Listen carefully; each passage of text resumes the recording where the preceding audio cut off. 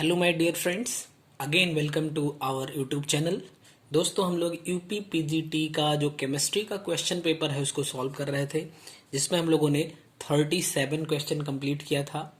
38 number question पे चलना है, तो चलते हैं 38 नंबर क्वेश्चन पे। बट उससे पहले अगर आप चैनल पे नए हैं तो वीडियो को जरूर लाइक करिए, शेयर करिए और चैनल को सब्सक्राइब कर लीजिए, ताकि आपको अगले वीडियो की नोटिफिकेशन टाइम से टाइम मिलती रहे।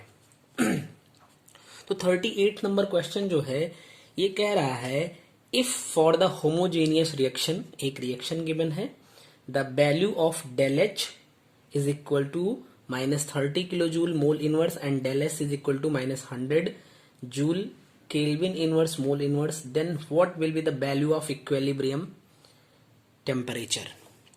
देखिए, एक क्वेश्चन लिखा है, x A plus y B और gives out l Y plus m Z. और इस इक्वेशन के लिए डेल एच की वैल्यू गिवन है -30 kilo joule mole inverse and del S की value -100 joule kelvin inverse mole inverse given है। ठीक है, आपको बताना है टेम्परेचर एट इक्विलिब्रियम पोजीशन, यानी at equilibrium temperature is equal to what. तो आप देखिए, एक आपने ये थर्मोडायनामिक्स का क्वेश्चन है, तो थर्मोडायनामिक्स में आपने पढ़ रखा होगा गिब्स एनर्जी, या फिर इसको आप गिब्स हेल्महोल्ट्ज इक्वेशन भी बोल सकते हैं, जो इसको गिब्स एनर्जी को रिप्रेजेंट करने का इक्वेशन होता है। ठीक है, हेल्महोल्ट्ज इक्वेशन। तो ये क्या होगा, del G is equal to del H minus T del S. Del G क्या है, change in Gibbs free energy या गिब्स एनर्जी बोल सकते हैं आप। डेल एच क्या है, change in enthalpy. Del S क्या है, change in entropy. And T क्या है, टेम्परेचर। अब चूंकि इसने कहा है इक्विलिब्रियम पोजीशन पे, तो एट इक्विलिब्रियम, इक्विलिब्रियम में क्या होता है, चेंज इन गिब्स एनर्जी जो होती है वो जीरो हो जाती है। मींस इसकी वैल्यू अगर आप जीरो रखो, then you got del H, दिख नहीं रहा होगा, del H is equal to T del S.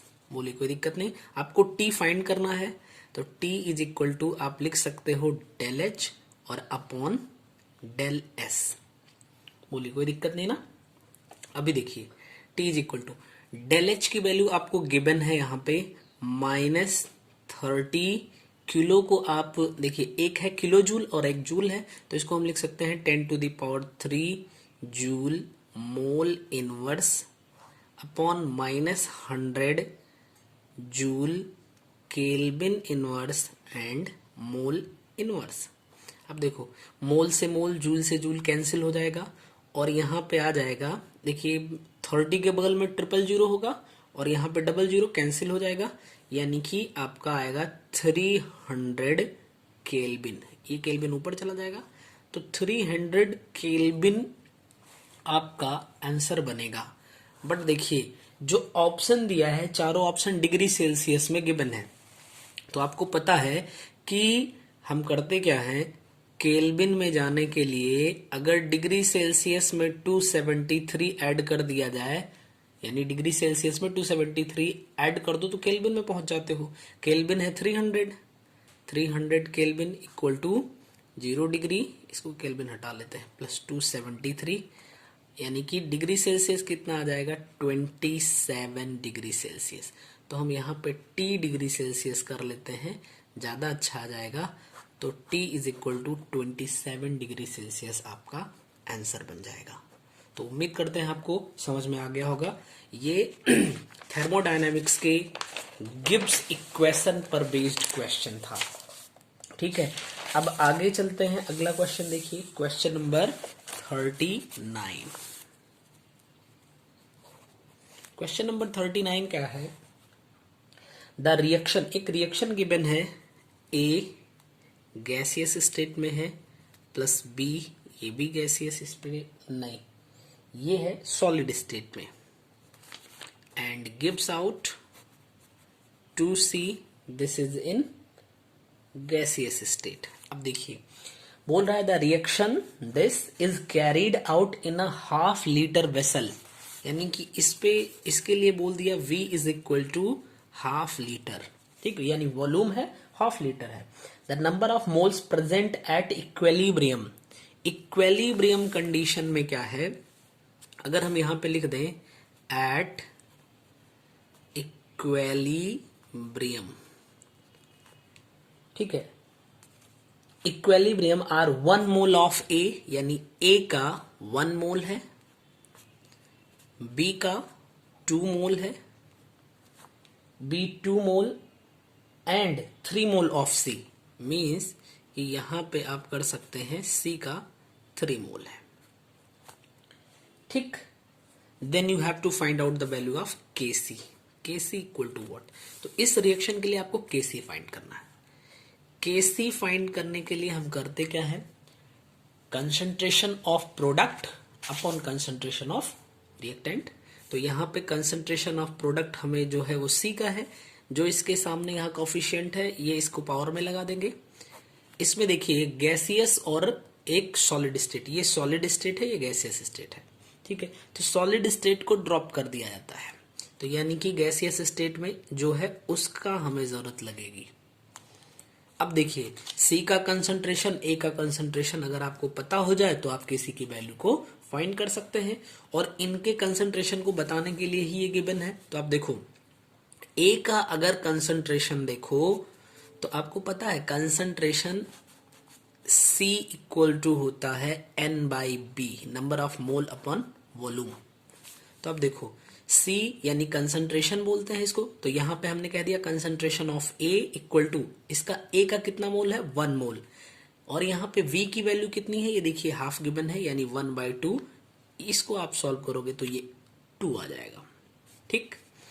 अगर ऐसे ही आप C का कंसंट्रेशन देखो तो C का कंसंट्रेशन नंबर ऑफ मोल 3 है अपॉन हाफ, यानी जस्ट यू गॉट 6, बोली कोई दिक्कत नहीं ना। अब ये वैल्यू यहाँ पे सब्स्टिट्यूट कर दो, यानी K C is equal to concentration of C यानी 6 का स्क्वायर अपॉन 2, यू गॉट 18, यानी के सी इक्वल टू 18, ये है आपका इक्विलिब्रियम कांस्टेंट के सी की वैल्यू, ठीक है। तो उम्मीद करते हैं आपको ये समझ में आया होगा।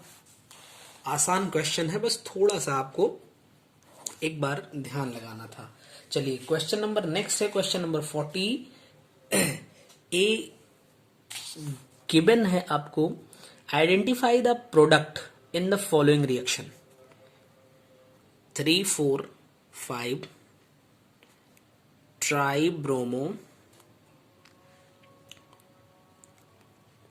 एनिलीन, और इसमें बोला फर्स्ट कंडीशन आप इसका कराओ डाई एजो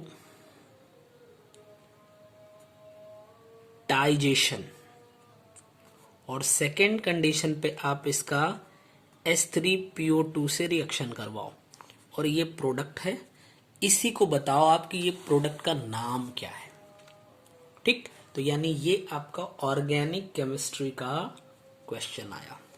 तो देखिए इसको हम सबसे पहले बनाते हैं। ये है आपका बेंजीन हमने बनाया, और यहां पे अगर हम NH3 कर दें, सॉरी NH2, तो ये हो जाएगा आपका एनिलीन। अब यहां से जब आप देखोगे तो 3 position, 4th position and 5th position, ये आपका आ जाएगा ब्रोमो, तो Br लगा दिया। यही हो गया हमारा 3,4,5 ट्राइब्रोमो एनिलीन। डाईएजोटाइजेशन, डाईएजोटाइजेशन करने के लिए आप देखिए क्या करना पड़ता है, NaNO2 और प्लस HCl को आप यूज करोगे, तो जब इसको आप 0 डिग्री सेल्सियस पे यूज करोगे तो देखिए क्या होगा, ये दोनों रिएक्शन करेंगे, फॉर्म करेंगे, NaCl हट जाएगा, और ये HNO2 यानी इसको आप लिख सकते हो HONO नाइट्रस ऑक्साइड, इसका फॉर्मेशन होगा, यही आपका जाके इससे रिएक्शन करने वाला है। यानी कि हम यहाँ पे लिख सकते हैं HONO, ये HONO। फॉर्म क्या होगा यहाँ पे देखिए, डाईएजोटाइजेशन है नाम इसका। इसका मतलब यहाँ पे डाईएजो का मतलब N2 आके ऐड होगा। बाकी चीजें एज इट इज कर दीजिए, Br Br Br, ठीक है। और यहाँ पे देखिए एक N है, ये है ऑलरेडी यहाँ पे, ठीक, और दूसरा N आके यहाँ पे ऐड होगा। अभी क्या है कि यहाँ पे जो NaCl था ये भी रिएक्शन में पार्टिसिपेट करेगा और यहाँ पे प्लस चार्ज आएगा, ये ट्रिपल बॉन्ड होके, और ये Cl माइनस चार्ज आएगा, ठीक। अभी दूसरा स्टेप आपने कहा है H3PO2 से रिएक्शन करवाओ, तो H3PO2 से जब आप रिएक्शन करवाओगे इसका, तो क्या होगा कि यहाँ से N2 हट जाएगा और ये H, एक HCl हटा देगा और दूसरा H यहाँ पे चला जाएगा, HPO2 हट जाएगा यहाँ से, ठीक है। यानी कि आपको मिलने वाला है यहाँ पे ये कंप्लीट बेंजीन रिंग होगी और यहाँ पे आप Br Br Br कर दो और प्लस N2 यहाँ से हटा दो। इसका नाम क्या होगा ये देखिए। अब चूंकि नाम इसका जो लिखना होगा तो मान लीजिए 1 2 3 कर दिया, तो इसका नाम होगा 1 2 3 ट्राई ब्रोमो बेंजीन, ठीक। 1 2 3 ट्राई ब्रोमो बेंजीन आपका आंसर होगा। जो प्रोडक्ट आपका बना वो यही होगा, ठीक है। ऑप्शन में देखिए ये सी ऑप्शन में दिया हुआ है, तो यही आपका सही आंसर होगा, ठीक। उम्मीद करते हैं समझ आया होगा। अगले क्वेश्चन की तरफ बढ़ते हैं। अगला क्वेश्चन है क्वेश्चन नंबर 41। देखिए क्या है क्वेश्चन नंबर 41 है, which is the basic structural unit of orthosilicate. यानी कि ऑर्थोसिलिकेट की आपको बताना है कि स्ट्रक्चरल यूनिट क्या होगी। यहां पे गिवन है SiO double plus, SiO3 double minus, SiO2 and SiO4 double minus. तो होता है SiO4 डबल माइनस, ठीक। अगर आप इसका स्ट्रक्चर बनाएंगे तो इसका स्ट्रक्चर कुछ ऐसे बनता है, यहां पे आप माइनस लगा दो, ठीक। तो ये है आपका, यहाँ पे 4 माइनस होना चाहिए, ठीक है, ये 4 माइनस होना चाहिए। तो ये आपका स्ट्रक्चर बन जाएगा। अगर इस स्ट्रक्चर की बात करिए तो ये कैसा दिख रहा है, ये है आपका टेट्राहेड्रल, ये टेट्राहेड्रल स्ट्रक्चर है। तो ऑर्थोसिलिकेट की जो यूनिट होती है वो SiO4 और इस पर 4 माइनस, और इसका स्ट्रक्चर कैसा होता है, टेट्राहेड्रल होता है, ठीक है। तो आपका डी ऑप्शन सही होगा। चलिए अगले प्रश्न पर चलते हैं। अगला प्रश्न है 42। Which of the following groups gives Wolff-Kishner reaction? तो आप समझिए सबसे पहले है क्या Wolff-Kishner रिएक्शन। हो सकता है कि Wolff-Kishner रिडक्शन दे देता, क्योंकि ये एक टाइप का रिडक्शन होता है, या रिडक्शन रिएक्शन कह सकते हैं, रिडक्शन मैकेनिज्म कह सकते हैं, जो आपका मन करे वो आप कह सकते हैं, और कई नाम से पूछा भी जा सकता है, तो इसलिए आप जानते रहिए। इसमें होता क्या है बेसिकली, एल्डिहाइड या फिर कीटोन। तो अगर एल्डिहाइड या कीटोन को एक साथ सामूहिक रूप से कहना हो तो आप इसको क्या कहते हैं, कार्बोनिल, ठीक। कार्बोनिल ग्रुप आप इसको कह सकते हैं, एल्डिहाइड या कीटोन को। ये क्या होता है कि बेसिक मीडियम में इसका रिडक्शन हो जाता है, ठीक है। किसमें, एल्केन्स में, एल्केन में रिडक्शन होगा, ठीक। तो अगर आप ये बात जान रहे हैं तो आपका काम हो गया। पहला ऑप्शन देखिए यहां पे था ऑप्शन फर्स्ट, नाइट्रो। दूसरा ऑप्शन है आपका C डबल बॉन्ड O, तीसरा ऑप्शन है साइनो यानी CN, और चौथा ऑप्शन है कार्बोनिल। तो इतनी इंफॉर्मेशन से अगर आप सिर्फ जानते हैं वोल्फ किश्नर रिएक्शन में या वोल्फ किश्नर रिडक्शन रिएक्शन में क्या होता है, कार्बोनिल ग्रुप यानी कि एल्डिहाइड या कीटोन किसी बेस के प्रेजेंस में रिड्यूस्ड हो जाता है एल्केन में, तो आपका काम हो जाएगा, ये आपका आंसर बन जाएगा। ठीक है ना। लेकिन अगर थोड़ा सा डिटेल में बात करें तो होता क्या है इसमें, चूंकि हमने यहां पे लिख दिया है मैकेनिज्म, तो चलिए देख लेते हैं, मैकेनिज्म की बात कर लेते हैं। देखिए स्टेप फर्स्ट की बात करें हम सबसे पहले, तो अगर आपका कार्बोनिल है, ये हो गया आपका कार्बोनिल, ठीक है, तो कार्बोनिल का रिडक्शन कैसे होता है, किसके प्रेजेंस में, हाइड्राजीन के प्रेजेंस में। अब हाइड्राजीन क्या है, NH2 सिंगल बॉन्ड NH2, इसको बोलते हैं हाइड्राजीन। अब इसका रिडक्शन होगा तो देखिए यहां से O और इसके साथ में H2O हट जाएगा, H2O हटेगा, बनेगा C, ये डबल बॉन्ड तो रहेगा आपका, ये N आके यहाँ पे अटैच हो जाएगा और बनेगा ये आपका प्रोडक्ट। ठीक ना, इसको बोलेंगे आप हाइड्राजीन से ये बन गया हाइड्राजोन। ठीक, पहला स्टेप कंप्लीट हुआ, फर्स्ट स्टेप आपका कंप्लीट हुआ। अभी आप स्टेप सेकेंड की बात करो, तो ये जो आपका हाइड्राजोन का फॉर्मेशन हुआ है, अब ये क्या करने वाला है, देखिए जो आपने यहां पे, चूंकि ये रिएक्शन किसके प्रेजेंस में होगा, एल्कली, एल्कली ना कह के हम कहें बेस तो ज्यादा अच्छा है, KOH के प्रेजेंस में हो रहा था, यानी कि यहां पे OH माइनस प्रेजेंट है KOH से। ठीक, बताइए कोई दिक्कत नहीं ना। तो होगा क्या, अगर इसको थोड़ा सा अच्छे से करिए, यहां पे H कर लीजिए, यहां पे H कर लीजिए, तो ज्यादा अच्छे से समझ में आएगा। ये यहां पे शिफ्ट होगा, क्यों, हाइड्रोजन को यहां पे दिख रहा है इलेक्ट्रॉन, तो ये इलेक्ट्रॉन ये खुद लेगा, तो तुरंत इस बॉन्ड की शिफ्टिंग यहाँ पे होगी। जैसे ही यहाँ पे शिफ्ट हुआ तो ये शिफ्ट कर जाएगा यहाँ पे, यानी यहाँ निगेटिव चार्ज आ गया। अभी देखिए क्या बना, C, ये बॉन्ड ऐसे ही है, ये निगेटिव चार्ज आया, यहाँ पे सिंगल बॉन्ड बचा N, दोनों N के बीच में डबल बॉन्ड हो गया है, ठीक है, और यहाँ से H हट गया, ये बचा आपका H, और जब ये H इसके साथ में गया तो बनाया H2O। बताइए, इसको आप कह सकते हैं एनायन।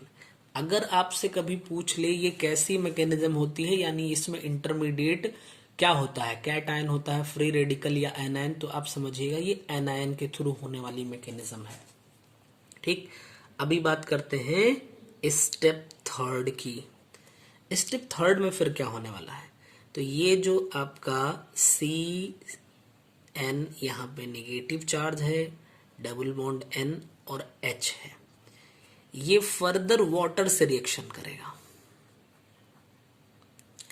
अभी वाटर से रिएक्शन जब होगा तो देखिए ये H जो था, इस बॉन्ड की शिफ्टिंग यहां होगी, H को ये इलेक्ट्रॉन दिख रहा है, ठीक है, तो H को जब ये इलेक्ट्रॉन दिखेगा तो क्या बनेगा, C, और ये बॉन्ड तो ऐसे ही एज इट इज रखते हैं, यहां पे हम कर देते हैं H आ गया, single bond N, double bond N and H, और अगेन यहां पे क्या बचा, OH। KOH का जो OH है ना, वो खाली रिएक्शन को कंप्लीट करवा रहा है, बाकी खुद यूज नहीं हो रहा है, और ये आप फाइनल स्टेप में भी देखेंगे, ठीक है, कि वो बिना यूज हुए चला गया। अभी ये OH फिर से आके फर्दर यहाँ पे ये रुकेगा नहीं, इसको हम फोर्थ स्टेप ना कहें ज्यादा अच्छा है, क्योंकि ये फिर से आगे प्रोसीड करेगा।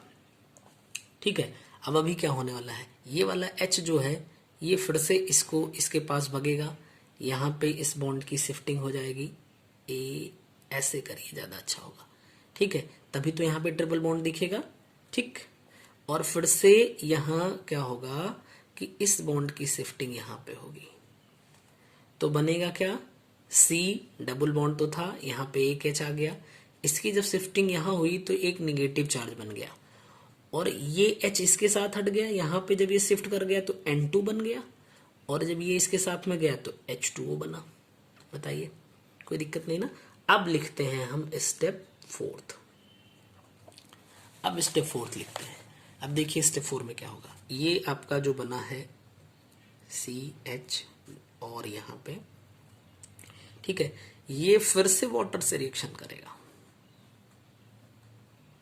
तो वाटर से रिएक्शन करेगा तो ये तो यहाँ पे दिख रहा है भागेगा, इसकी शिफ्टिंग यहाँ होगी। बना क्या यहाँ पे? यहाँ पे बन गया CH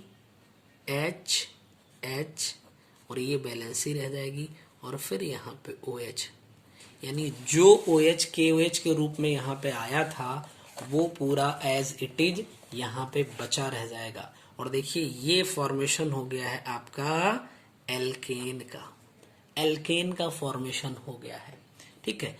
तो फिलहाल आपका काम तो सिर्फ इतने से ही बन सकता है, यानी केवल वोल्फ-किर्शनर रिएक्शन में क्या होता है, ये किस टाइप का रिडक्शन है, इतनी बात आप याद रखेंगे तो आप सवाल सॉल्व कर ले जाएंगे। लेकिन फिर भी मैकेनिज्म में कैसे क्या होता है, 4 स्टेप के मैकेनिज्म है, उसको भी आप जानते रहिए तो अच्छा है। अगले प्रश्न पे चलते हैं। Which of the following relation holds true for the reaction? तो एक रिएक्शन आपको गिवन है, this is question number 43। CO carbon monoxide ये गैसियस स्टेट में है, प्लस हाफ O2 ये भी गैसियस स्टेट में है, गिव्स आउट CO2 ये भी गैसियस स्टेट में है। ये रिएक्शन लिखा हुआ है, ठीक। तो थर्मोडायनामिक्स का ये रिएक्शन दिख रहा है। चौथा कह रहे हैं। ऑप्शन देखिए क्या दिख रहा है, del H equal to del E। Option second है del H equal to del E minus half RT। Option third है आपका del H equal to del E plus half RT। And option fourth है आपका del H is equal to del E plus RT, ठीक है। तो देखिए इस question को आप करने के लिए देखिए जो जानने वाली बात है वो क्या है, हमें पता है कि चेंज इन एंथैल्पी, ठीक है। चेंज इन एंथैल्पी को हम रिप्रेजेंट कैसे करते हैं, del H is equal to change in internal energy यानी डेल E से हम रिप्रेजेंट करते हैं, और प्लस P डेल B ये आपको पता ही होगा। And PB is equal to nRT होता है।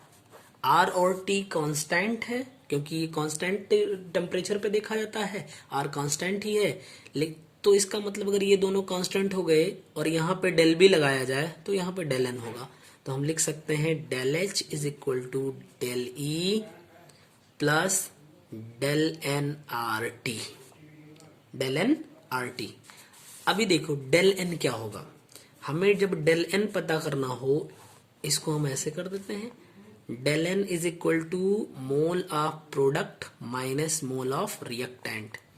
तो डेल N अब फाइंड करिए। देखिए टोटल रिएक्टेंट के मोल कितना है, 1 प्लस हाफ यानी कि 3/2 और यहाँ पे है 1। तो डेल N कितना हो गया भैया, माइनस हाफ। ये वैल्यू इसमें सब्स्टिट्यूट कर दो आप। जैसे ही सब्स्टिट्यूट करोगे then you got del H is equal to del E minus half RT, ठीक।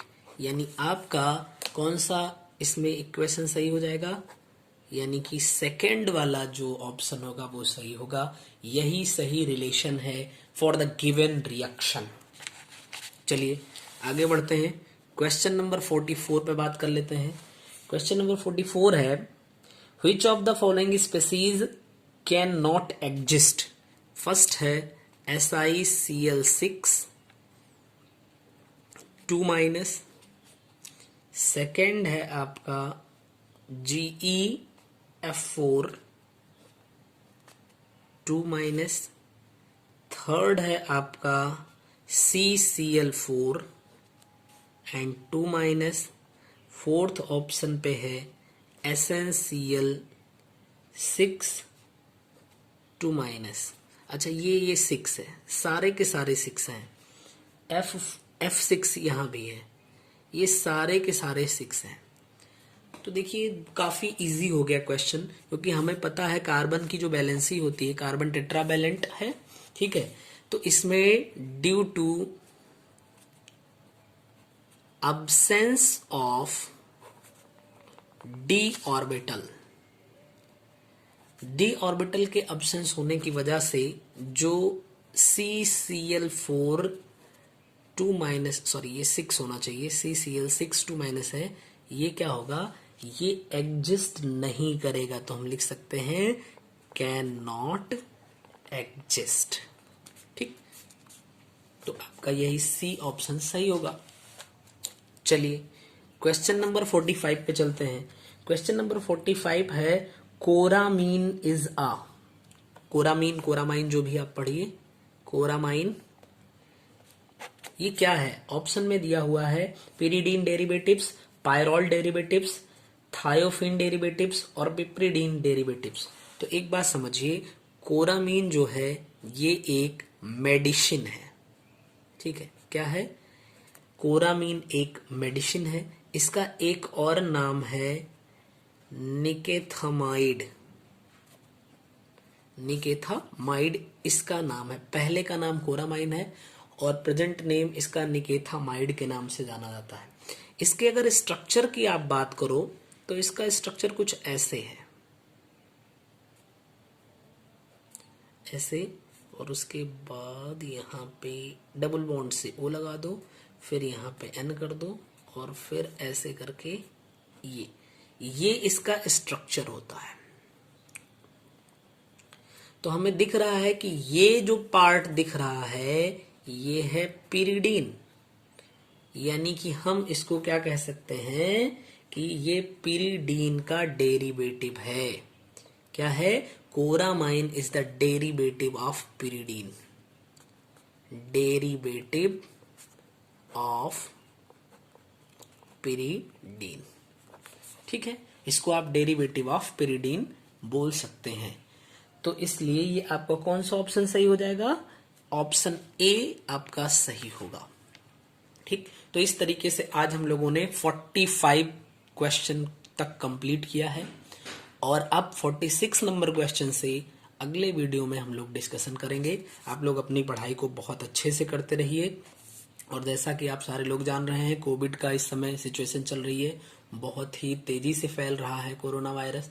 तो आप अगर बाहर निकलना जरूरी हो तभी निकलिए और पूरे बचाव के साथ निकलिए और अपनी पढ़ाई को कंटिन्यू रखिए अच्छे से, ठीक है। एग्जाम टाइम से होगा या कुछ डिले होगा वो अलग की बात है। डिले अगर हो जाता है और आप फुल्ली प्रिपेयर रहते हो तो उसका आपको फायदा मिलेगा, क्योंकि आप अपने निर्धारित समय, मान लीजिए कि जैसे जून लास्ट में एक्सपेक्टेड, आप नॉर्मल सिचुएशन होती तो लगा करते एक्सपेक्टेशन कि जून लास्ट में हो जाएगा, तो आप जून तक में अपनी कंप्लीट प्रिपरेशन कर लीजिए। एग्जाम होना है तो होगा तो बहुत अच्छी बात है, और अगर टल जाता है, आप यही मानिए कि होगा, और अगर टलता है आगे के लिए तो वो आपका थोड़ा सा बढ़िया हो जाएगा। लेकिन अभी यही मानिए कि एग्जाम टलने वाला नहीं है और आपको उतने ही टाइम में प्रिपेयर होना है। चलिए फिर मिलते हैं अगले वीडियो में। Thank you.